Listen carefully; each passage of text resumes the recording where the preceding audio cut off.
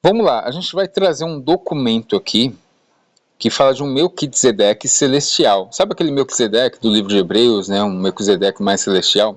Ele não surgiu do nada não, tá? Esse Melquisedeque celestial, ele julgará os ímpios, libertará os justos no ano da graça do Senhor. Ele é descrito como um ser divino, associado a Elohim, a Elion. Ó, o documento aqui, 11 Melquisedeque, 11 Q13.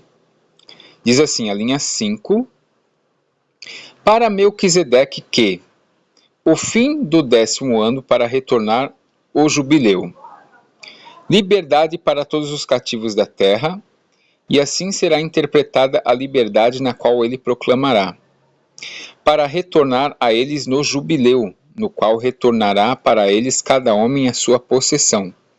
Este é o dia da paz, sobre o qual disse Isaías o profeta, para o ano de favor para Melquisedeque e para a sua obra.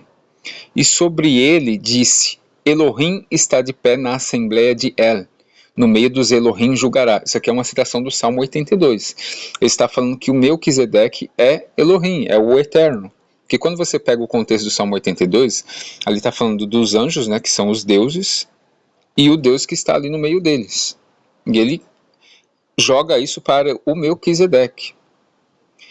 E ele é Melquisedeque, que julgará no meio dos Elohim,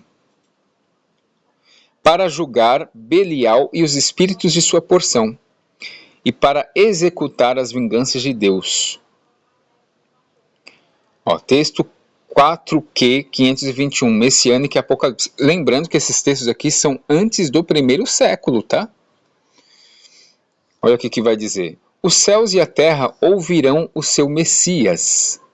Todos os que estão neles não se afastarão dos mandamentos dos santos. Fortalecei-vos, vós que buscais o Senhor, no seu serviço. Não encontrareis o Senhor nisto, todos os que esperam no seu coração, pois o Senhor visitará os piedosos e os justos ele chamará pelo nome. Sobre os pobres repousará o seu espírito, e os fiéis ele renovará com a sua força, pois ele honrará os piedosos sobre o trono de um reino eterno, libertando os prisioneiros, dando vista aos cegos, endireitando os curvados, né? E o Senhor fará coisas gloriosas que não foram feitas, como ele disse, pois ele curará os feridos e fará viver os mortos. Aos pobres anunciará boas novas. Você já viu isso parecido no Novo Testamento? Pois é. Isso aqui são documentos antes do 1º século, lembrando, tá? Judaísmo do segundo tempo. Pré-cristão, tá? Ou próximo do século I. 11Q3, Melquisedeque, data, século I a.C. A tradução aqui, Florentino Garcia Martínez. Este é o tempo do ano de graça para Melquisedeque, e ele fará expiação por todos os filhos da luz e pelos homens do lote de Melquisedeque. Como assim um homem fazer expiação? Aqui, ó. Este é o tempo do ano de graça para Melquisedeque, ele fará expiação por todos os filhos da luz e pelos homens do lote de Melquisedeque. Isso aqui é um documento antes do 1º século. Correto? Outro aqui, Apocalipse Messiânico, 4Q 521, século I a.C. Porque os céus e a terra, isso aqui a gente já leu, né? Porque os céus e a terra escutarão o seu ungido, os presos ele libertará, aos cegos dará vista, aos abatidos levantará e os mortos viverão. Coincidência?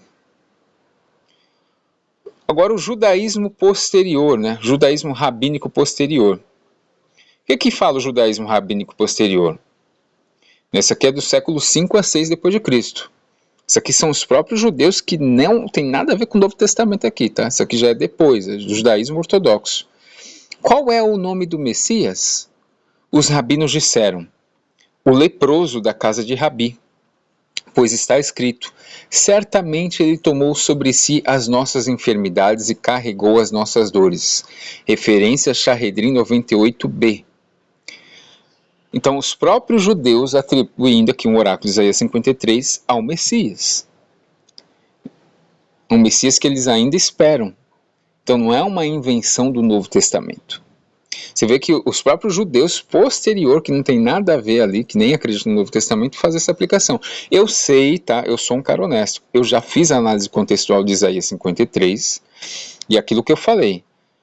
Os níveis de interpretação, contextualmente falando, são os livros, são os cânticos, né, do servo, são os livros da consolação de Israel. Está falando dos justos e dos injustos de Israel, em um contexto de retorno do exílio babilônico. Porém, faz parte da cultura judaica trazer essa nova aplicação. É a mesma coisa, o pessoal retornou do exílio babilônico, mas há uma nova aplicação para esse oráculo.